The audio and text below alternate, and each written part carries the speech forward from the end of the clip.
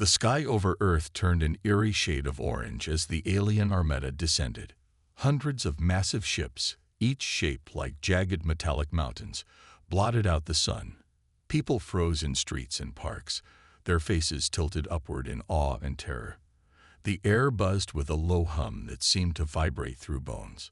It wasn't just fear. It was something deeper, primal. Humanity had always wondered if they were alone in the universe. Now, they wished they still were.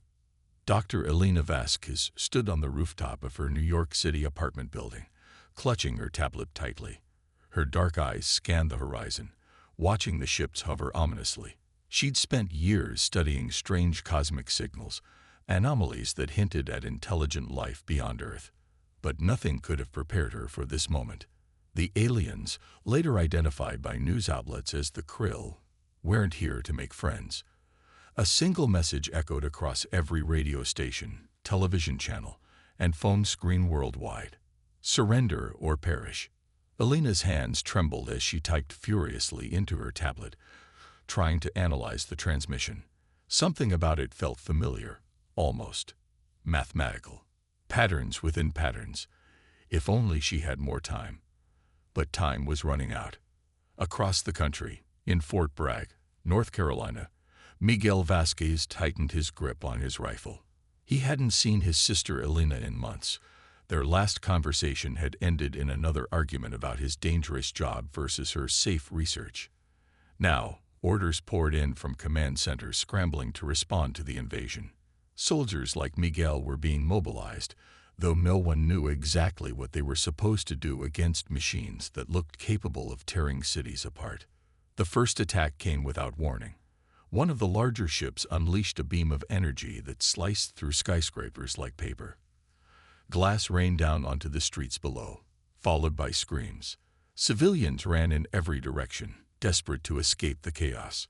In New York, Elena ducked behind a ventilation unit on the roof as debris whistled past. Her heart pounded in her chest, but her mind raced faster. Why now? Why us? Machines unlike anything humanity had ever seen emerged from smaller vessels. They moved with terrifying precision, adapting instantly to human defenses. Tanks fired useless rounds at them before being crushed underfoot. Fighter jets streaked across the sky, only to explode midair when hit by beams of light. Miguel watched helplessly as one of these biomechanical horrors stomped through a neighborhood near his base, its glowing red eyes scanning for targets. He received new orders: fall back to Washington, D.C., where leaders hoped to mount some kind of defense. As he led his squad toward the capital, Miguel couldn't shake the image of a Krill commander stepping off one of the ships earlier. Towering and clad in shimmering black armor, it had raised a clawed hand and executed a group of unarmed civilians without hesitation. There would be no mercy from these invaders.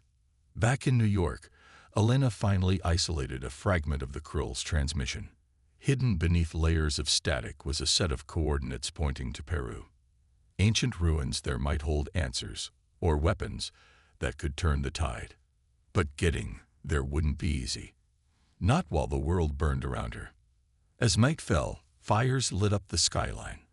The Krill showed no signs of stopping. For the first time in history, humanity faced extinction not from natural disasters or internal conflicts, but from an enemy that saw them as insignificant ants. And yet, amidst the despair, a spark of defiance flickered. Somewhere deep inside, people refused to give up. Elena whispered to herself, staring at the stars obscured by alien ships. They think we're weak. They're wrong.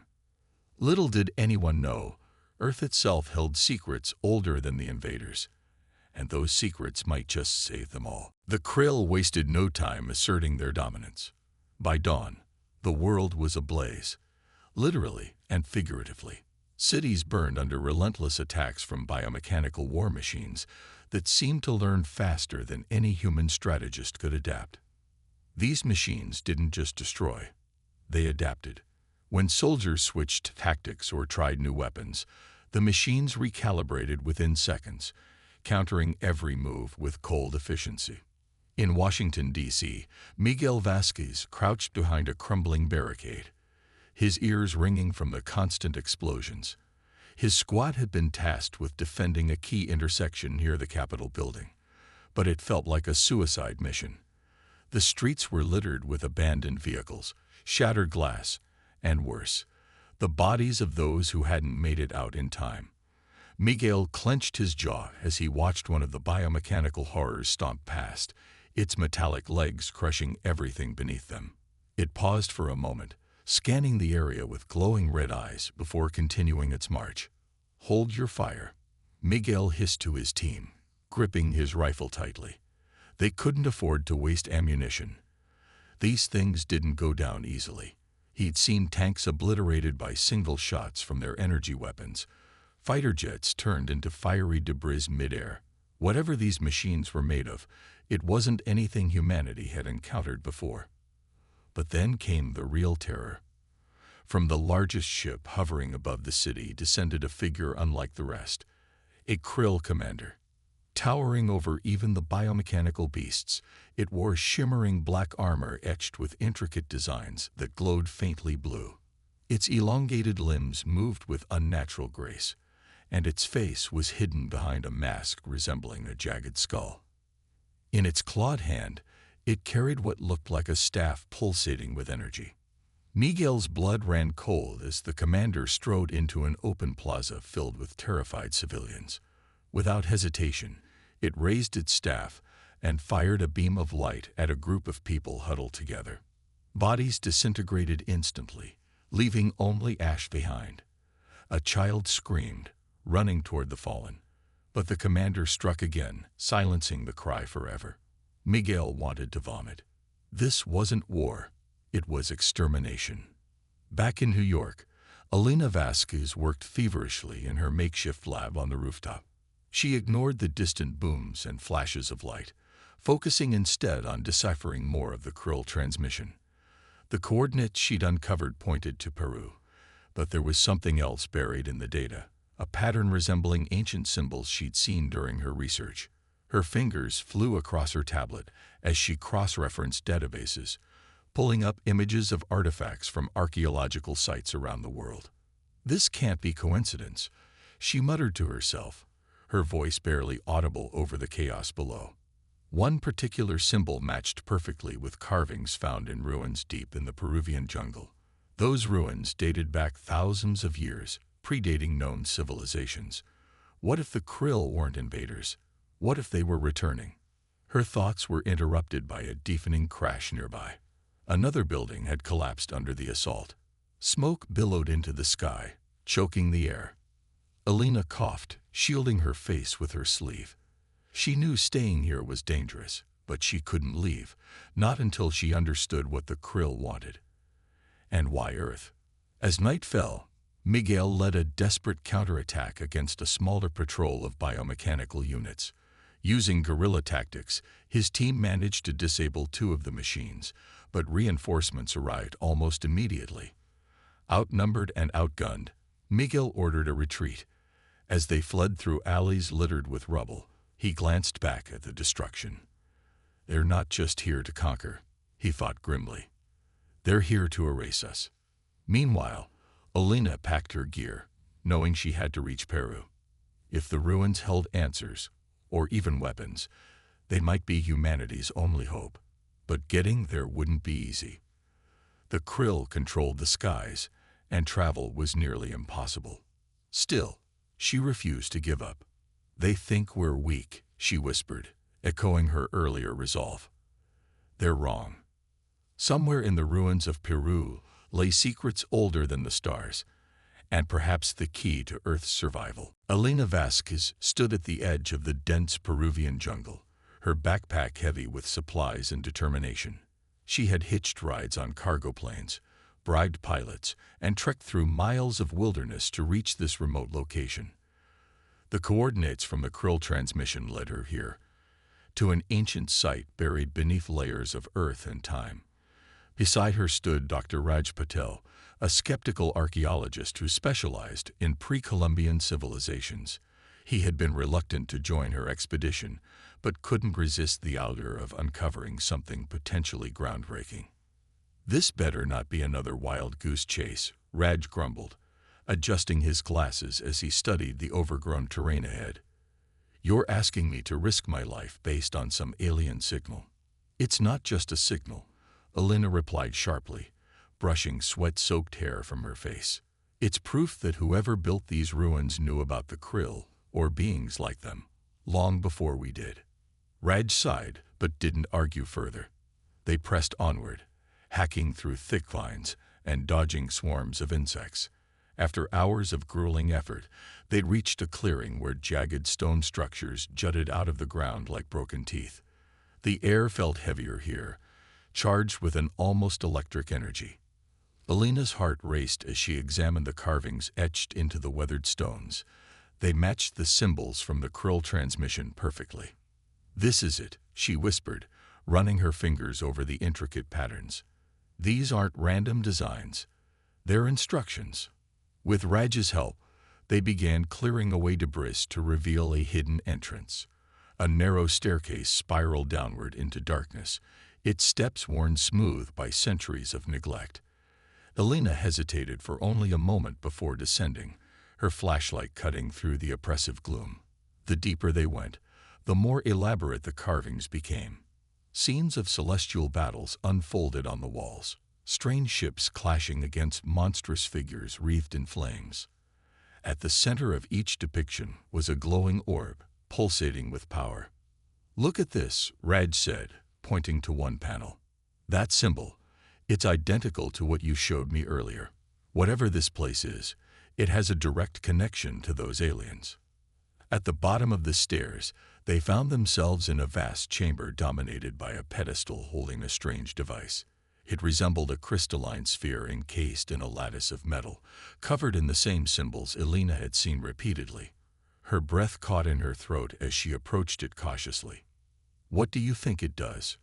Raj asked, his voice tinged with both curiosity and unease. "I don't know yet," Elena admitted, studying the artifact. "But if it's tied to the krill, it could hold answers, or weapons, we desperately need." She activated the device by pressing a series of symbols along its surface. Instantly, the room filled with light as a holographic map projected into the air. It displayed the solar system, with Earth highlighted prominently. Lines connected planets and moons, forming pathways that seemed to trace routes of travel. But what shocked Elena most was the label hovering above Earth: Reclamation Point. "They weren't lying when they said they're coming back for something," she murmured, her mind racing. "Whatever this reclamation means, it's why they're here." Before they could process the implications, a low rumble shook the chamber. Dust rained down from the ceiling as alarms blared, a sound neither human nor entirely mechanical. Elena's stomach sank as she realized they weren't alone anymore. "We triggered something," Raj said nervously, backing toward the exit. "We need to leave. Now." But Elena refused to budge, not until she understood more. If the krill were coming for this artifact, and Earth itself, then humanity needed every advantage it could get. As the rumbling grew louder, she grabbed the sphere, stashing it carefully in her pack. "They think they can take everything from us," she muttered under her breath. "They're wrong." Above ground, the jungle stirred. Shadows moved between the trees, shapes too large to belong to animals. The krill had detected their presence. Time was running out. The jungle erupted into chaos as Elena and Raj scrambled to escape. The shadows closing in were no longer just figments of their imagination. Krill biomechanical units emerged from the foliage, their glowing red eyes scanning for intruders. The machines moved with terrifying precision, crushing trees and tearing through underbrush like it was paper. Elena clutched her backpack tightly, the crystalline sphere inside now both a lifeline and a death sentence. If the krill caught them, they wouldn't stop until they reclaimed what they believed was theirs. "Run!" Raj shouted, pushing Elena forward as he fumbled with his flashlight, trying to blind one of the machines momentarily. It bought them precious seconds, but not enough. Behind them, metallic claws sliced through vines, closing the gap. Elena's mind raced. She couldn't let the artifact fall back into krill hands, Not after everything she'd risked to retrieve it. We need to split up, she yelled over her shoulder. If we stick together, they'll catch us both. Raj hesitated, his face pale with fear. Splitting up is suicide. We're stronger together. And dead together if we don't move. Elena snapped, shoving him toward a narrow stream cutting through the jungle. Go that way. I'll draw them off. Before Raj could argue further, Elena darted in the opposite direction, deliberately snapping branches and making noise to attract the machines. Her heart pounded as she glanced back, seeing two of the biomechanical horrors turn to follow her. She cursed under her breath but kept running, diving into thick bushes and weaving between trees. Every step felt like a gamble. Every breath burned in her lungs. Meanwhile, back in North America, Miguel Vasquez led a ragtag group of resistance fighters through the ruins of Washington, D.C. The city was unrecognizable, a graveyard of collapsed buildings, charred vehicles, and silent streets. But beneath the devastation, pockets of humanity still fought back. Guerrilla cells communicated via encrypted radios, coordinating hit-and-run attacks against the Krill patrols. Miguel had become one of their leaders, using his military training to teach civilians how to survive and strike back. We can't keep hiding, Miguel told his team during a brief respite in an abandoned subway tunnel. Around him sat men and women of all ages, armed with scavenged weapons and makeshift explosives. Some looked scared, others determined, but none willing to give up. They've taken too much already. It's time we showed them we're not done fighting. His words ignited a spark of defiance in the group. They began planning their next attack, a daring raid on a Krill supply depot located near the outskirts of the city.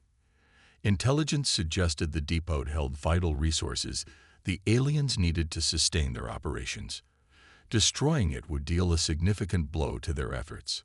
As night fell, Miguel's team prepared to strike. Armed with Molotov cocktails and stolen explosives, they moved silently through the wreckage of the city. Above them, Krill ships patrolled the skies, their searchlights slicing through the darkness. Miguel signaled for silence as they approached the depot, its towering walls lined with biomechanical guards. Remember the plan, he whispered, gripping his rifle tightly. Hit hard, hit fast, and get out alive. Back in Peru, Elena finally lost her pursuers by diving into a shallow cave hidden behind a waterfall. Exhausted and trembling, she leaned against the damp wall, clutching her backpack close. For now, she was safe, but she knew the reprieve wouldn't last long. The Krill were relentless, and they wouldn't stop until they found her. They think they can take everything from us, she muttered, staring at the water cascading before her. But they underestimate us. They always do. Far away, in the ruins of cities and jungles alike, humanity prepared to fight back. The battle for Earth wasn't over. It was only beginning. Elena's moment of safety was short-lived. The cave behind the waterfall offered temporary refuge, but she knew it wouldn't shield her from the Krill for long. Every sound outside, the rustling leaves, distant crashes, and faint hums of alien machinery, kept her on edge. She clutched the crystalline sphere tightly, its weight both a comfort and a burden. If the Krill discovered her location, humanity's last hope might slip through their fingers. Meanwhile, Raj Patel trudged through the jungle alone, his mind racing with guilt.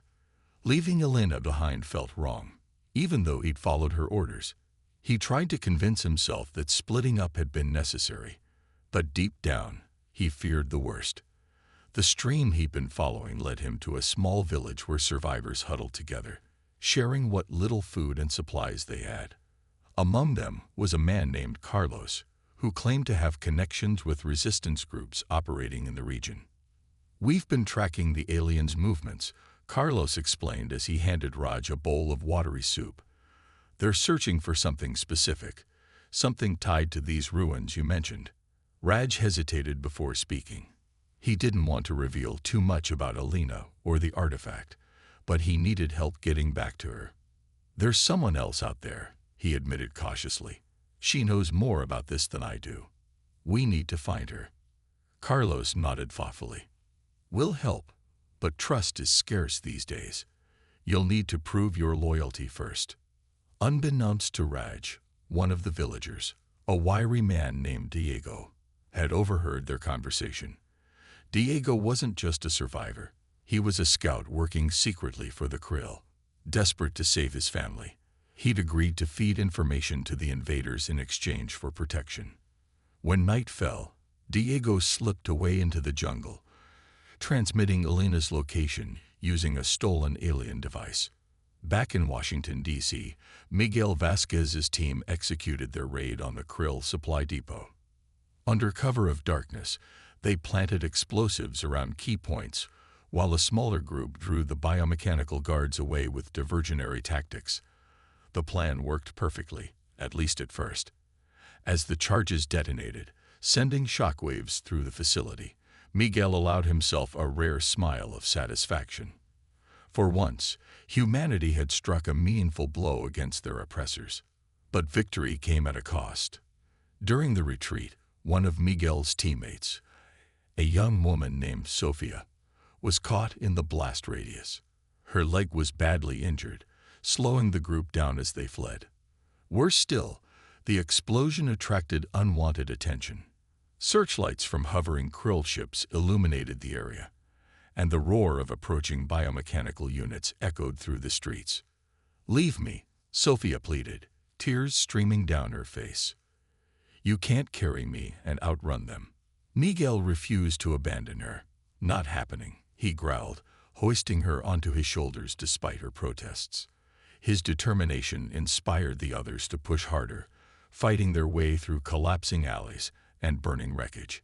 Just when it seemed like they'd be overwhelmed, reinforcements arrived. Another resistance cell, answering Miguel's earlier distress call. Together, they managed to escape, dragging Sofia to safety. In Peru, Elena sensed betrayal before she saw it.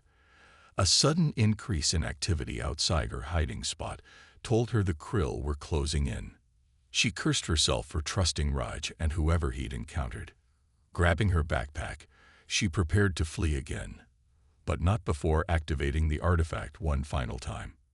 Its holographic map flared to life, revealing new details about Earth's magnetic field and how the ancients had used it to power their defenses.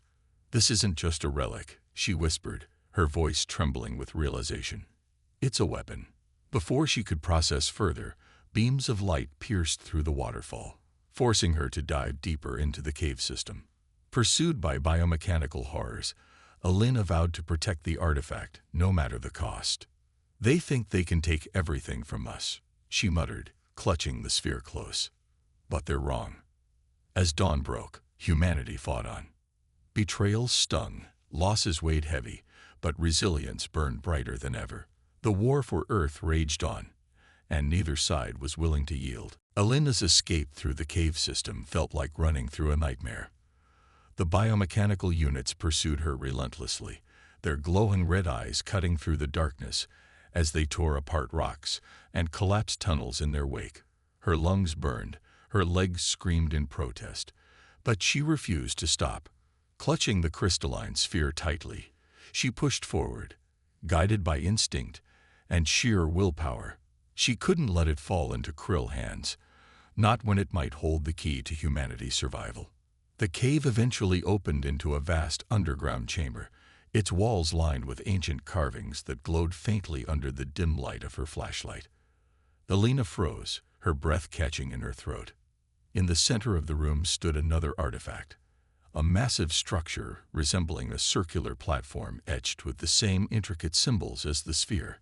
It hummed softly, as if alive, responding to her presence. This wasn't on any map," she whispered, stepping closer cautiously. Her mind raced as she examined the platform. It seemed designed to interface with the sphere. Could it amplify its power, or was it something else entirely? Behind her, the sound of collapsing debris signaled the Krill's approach. Time was running out. Elena placed the sphere onto the platform, aligning it with the central groove. As soon as she did, the entire chamber lit up, bathing her in an otherworldly blue glow. Holographic projections erupted around her, scenes of a forgotten war between two advanced civilizations. One side wielded sleek technology, while the other relied on Earth's natural forces, channeling magnetic fields and geothermal energy into devastating weapons. They fought before, Alina murmured, watching the images unfold. And we won. But victory hadn't come without cost. The ancients had harnessed Earth's resources so fiercely that their own civilization nearly collapsed. Alina realized the Krill weren't just conquerors. They were survivors of that war, returning to reclaim what they believed was stolen from them. And now, humanity risked repeating the same mistakes. Meanwhile, Raj Patel reached the rendezvous point Carlos had promised, only to find betrayal waiting for him. The villagers surrounded him, their faces cold and unforgiving. Diego stepped forward, holding the alien device he'd used to transmit Alina's location. "You led us right to them," Diego sneered, his voice dripping with venom. "Now you'll pay." Before they could act, however, a deafening roar shook the ground. A Krill biomechanical unit burst into the clearing, its claws slashing indiscriminately. Chaos erupted as villagers scattered, screaming. Raj seized the opportunity to grab a fallen mesh sheet and fight back, driving the machine away long enough to flee into the jungle. He cursed himself for trusting strangers, and for leaving Alina alone. Back in Antarctica, Alina's discovery took a darker turn. After activating the platform, she found herself face to face with holographic figures, ancient beings who spoke directly to her through the artifact. They warned her of the dangers ahead. Using their technology would require immense sacrifice, not just from her but from the planet itself. Earth's magnetic field could be destabilized, causing catastrophic environmental damage. "We can't afford to use this recklessly," muttered Dr. Raj Patel, who had miraculously tracked her down after escaping the villagers. His arrival startled Alina, but there was no time for explanations. Together, they deciphered the final activation sequence, knowing it might doom them all or save humanity. As the Krill closed in, Alina made her choice. "We have to try," she said firmly, pressing the final symbol. The chamber trembled violently as energy surged through the platform. Outside, the invaders halted, confused by the sudden interference in their systems. "They think they've won," Alina whispered, clutching the sphere tightly. "They're wrong." For the first time, hope flickered in humanity's favor, but at what cost? The activation of the ancient platform sent shockwaves rippling across the globe. In Peru, Alina and Raj braced themselves as the chamber trembled violently, energy crackling through the air like lightning. The crystalline sphere pulsed with an intense blue light, its power sensing with Earth's magnetic field. Outside, the Krill biomechanical units froze mid-step, their glowing red eyes flickering erratically. For a brief moment, it seemed as though time itself had stopped. "What did you do?" Raj shouted over the deafening hum, his voice barely audible above the chaos. "I don't know," Alina replied, clutching the edge of the platform for support. Her heart raced as she watched the holographic projections around them shift, showing new patterns, maps of Earth overlaid with lines of energy converging at specific points. But whatever this is, it's interfering with their systems. The interference was temporary, however. Within minutes, the biomechanical units rebooted, their movements jerky but resolute. They resumed their advance toward the chamber, smashing through walls and collapsing tunnels in their relentless pursuit. Alina knew they couldn't stay here. They needed to move, and fast. "We have to get out of here," she yelled, grabbing her backpack and shoving supplies inside. She hesitated before taking the sphere from the platform, unsure if removing it would disrupt the process. But leaving it behind wasn't an option either. If the Krill reclaimed it, humanity would lose its only advantage. Raj nodded grimly, pulling out a flare gun he'd scavenged earlier. "I'll cover us," he said, firing a bright red flare into the approaching horde. The sudden burst of light disoriented the machines momentarily, giving them a narrow window to escape. Together, They sprinted through the crumbling tunnels, dodging falling debris, and narrowly avoiding being crushed by collapsing ceilings. Meanwhile, back in Washington, D.C., Miguel Vasquez faced a crisis of his own. The resistance cell he joined forces with had intercepted alarming intelligence. The Krill were preparing to unleash a biological weapon designed to target human DNA. Entire cities were already under quarantine as infected civilians turned violent, their bodies breaking down rapidly into ash-like remains. "We can't let this spread," Miguel told his team during a hurried meeting in an underground bunker. His face was streaked with dirt and exhaustion, but his voice carried unwavering determination. "If we don't stop them now, there won't be anyone left to fight." The plan was risky. A direct assault on a Krill research facility located deep within what remained of Manhattan. Intelligence suggested the facility housed samples of the bioweapon, along with scientists reverse engineering it. Destroying it wouldn't just slow the spread. It might buy humanity enough time to find a cure or counterattack effectively. As Miguel and his team prepared for the mission, Sophia, whose leg had been injured during the supply depot raid, insisted on joining them. "You saved my life," she said firmly, loading ammunition into her rifle. "Now I'm saving yours." Miguel wanted to argue, but he saw the resolve in her eyes. There was no point in wasting time trying to change her mind. Instead, he focused on strategizing their approach. Using stolen alien tech, they managed to disable some of the Krill surveillance drones temporarily, creating a blind spot that allowed them to infiltrate the facility undetected. Inside, the air was thick with tension. Strange pods lined the walls, each containing grotesque experiments, half-human, half-alien hybrids, suspended in gelatinous fluid. It was horrifying, but there was no time to dwell on it. The team split up, planting explosives throughout the lab while fending off waves of biomechanical guards. Just as they were about to retreat, Miguel noticed something chilling. One of the pods contained a live subject, a young girl, barely conscious, her body covered in glowing veins. His stomach churned, but he forced himself to focus. "We're getting her out," he said firmly, ignoring protests from his teammates. "We're not leaving anyone behind." Back in Peru, Alina and Raj emerged from the caves into daylight, only to find the jungle ablaze. Fires raged uncontrollably, fueled by the destabilized magnetic field. Alina stared at the destruction, guilt washing over her. "This isn't victory," Raj muttered grimly. "It's survival, at any cost."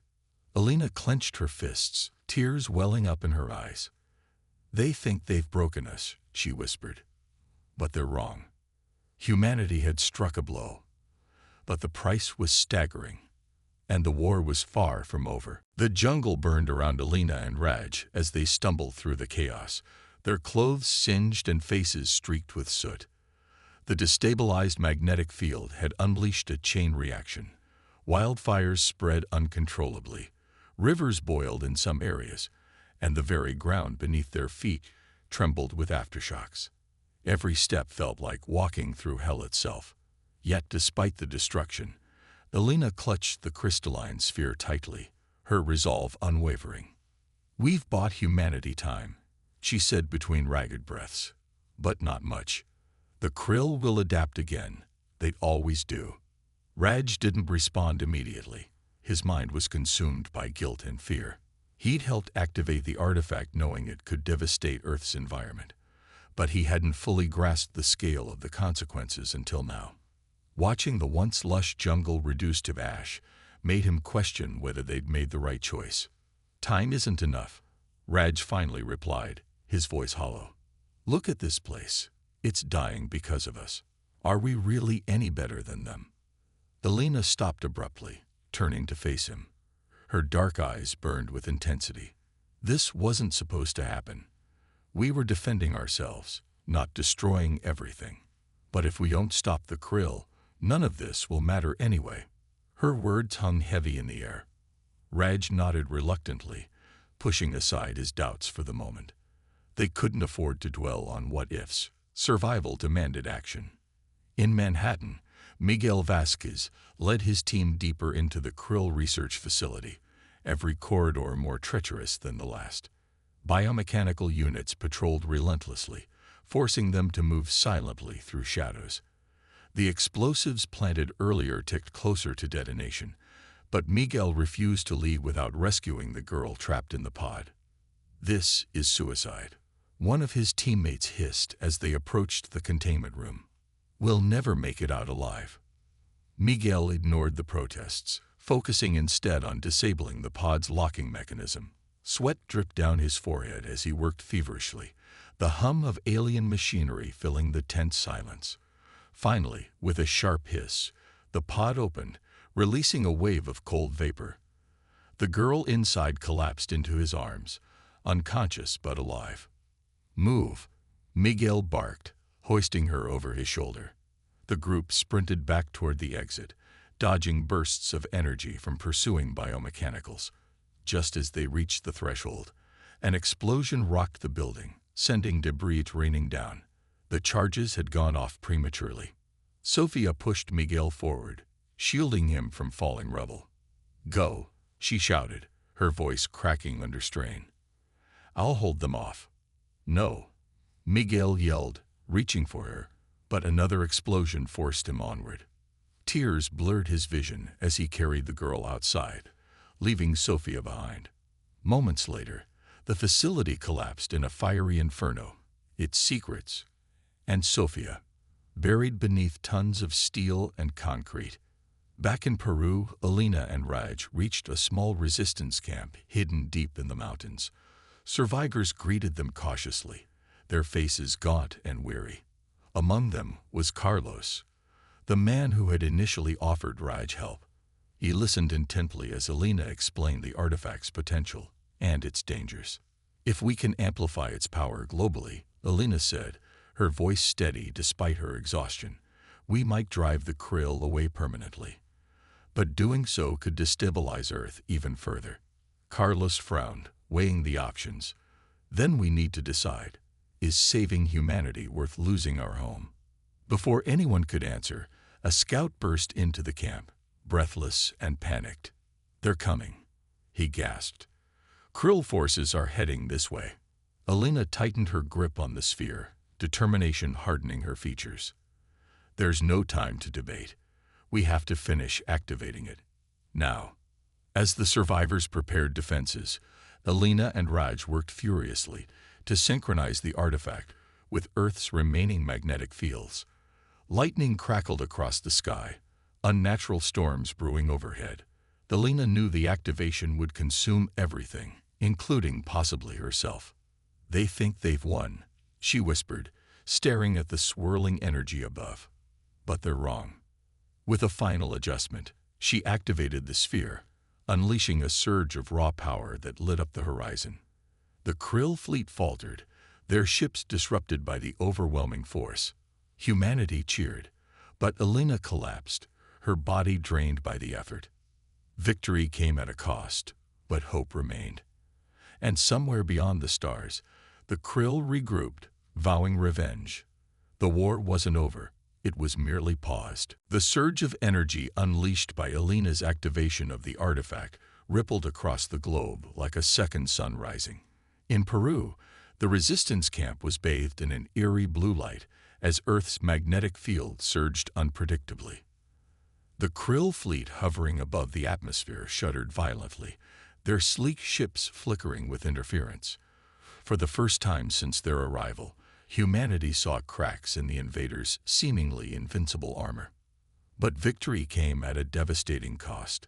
Alina lay unconscious on the ground, her body racked by the strain of channeling such immense power. Raj knelt beside her, his hands trembling as he checked for a pulse. It was weak but steady. Around them, survivors scrambled to fortify the camp, knowing the krill wouldn't retreat without a fight. "They're regrouping," shouted one of the scouts, pointing skyward. Sure enough, smaller biomechanical units began descending from the damaged ships, their glowing red eyes locked onto the source of the disruption. The artifact clutched tightly in Alina's hand. "We need to move her," Raj yelled, lifting Elena into his arms despite his own exhaustion. If they get that sphere back, everything we've done will be for nothing. Carlos and the other survivors formed a defensive line, using whatever weapons they had: makeshift explosives, stolen alien tech, even sharpened sticks, to fend off the advancing machines.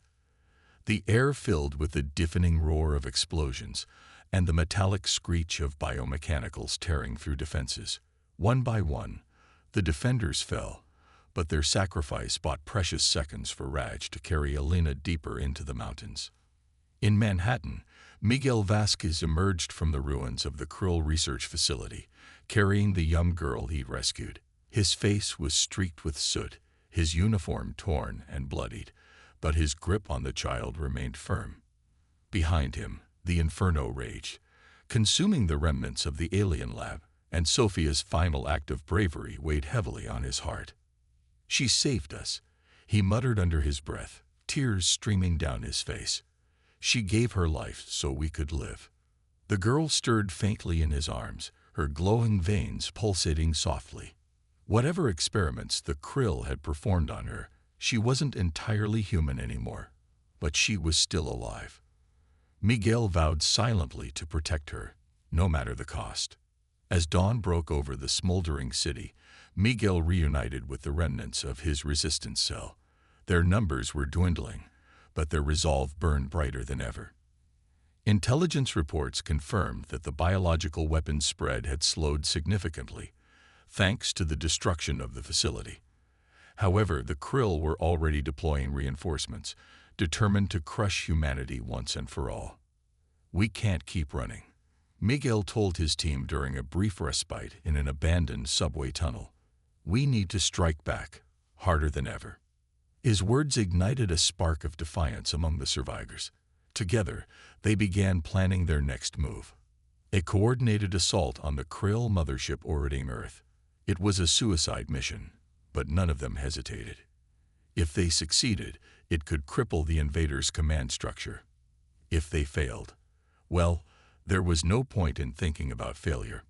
Back in the mountains, Raj finally found shelter in a hidden cave system, laying Elena down gently on a makeshift bed of blankets. Her breathing was shallow, her skin pale, but she showed signs of recovery. As he tended to her wounds, he noticed faint symbols glowing on the surface of the crystalline sphere. It was still active, though its energy seemed diminished. "This isn't over," Raj whispered, clutching the sphere tightly. "Not yet."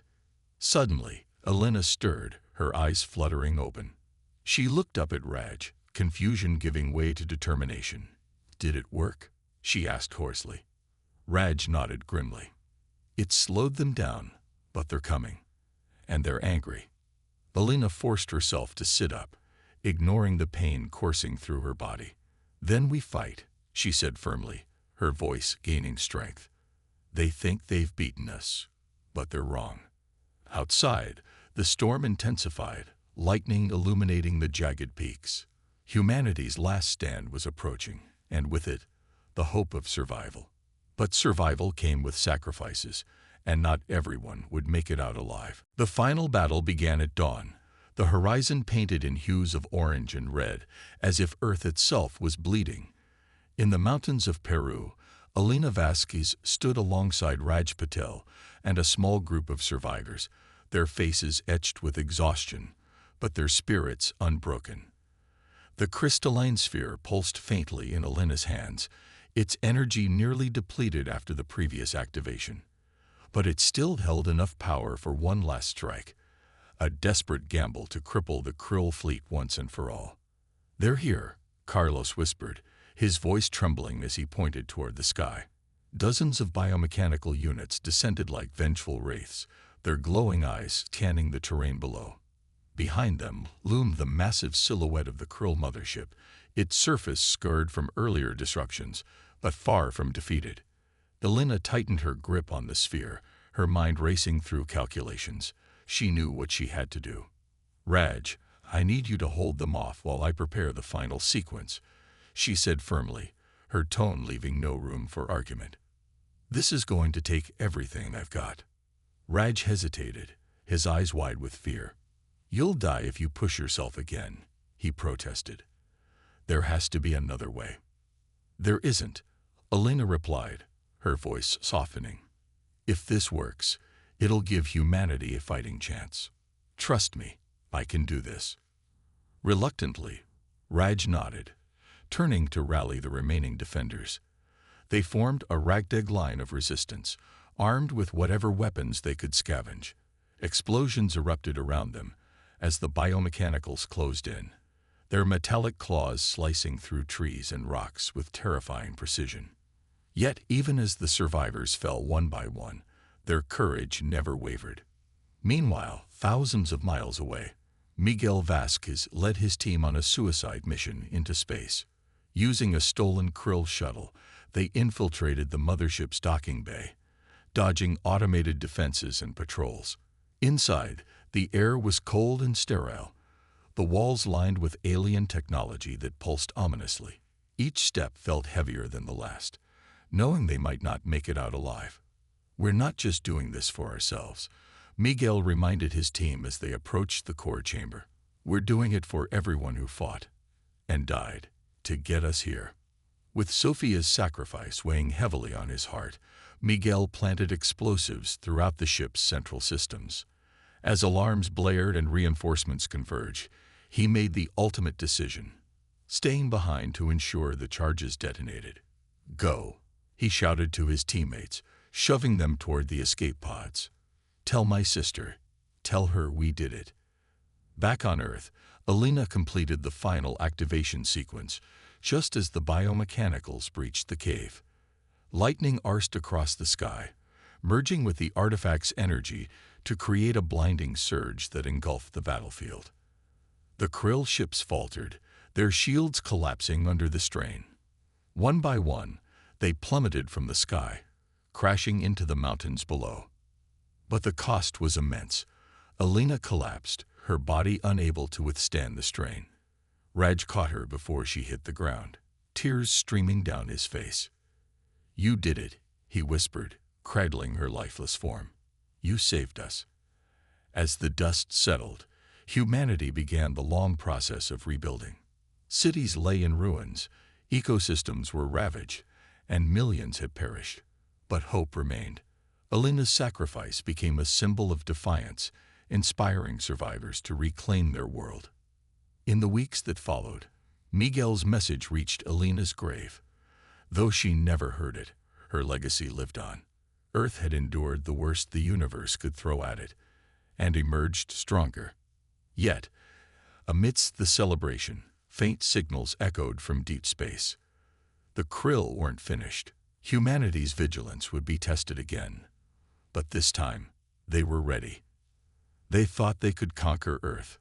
Someone murmured at Elena's memorial. They were wrong. And so, under a battered but resilient sky, humanity prepared to face whatever came next, together.